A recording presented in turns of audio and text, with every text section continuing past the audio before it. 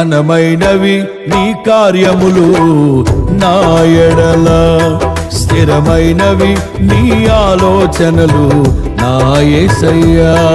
ఘనమైనవి నీ కార్యములు నా ఎడల, స్థిరమైనవి నీ ఆలోచనలు నా యేసయ్యా.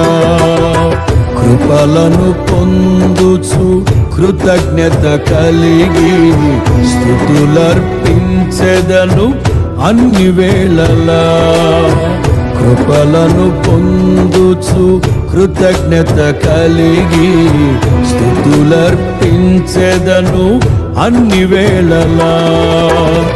అనుదినము నీ అనుగ్రహమే, ఆయుష్కాలము నీ వరమే.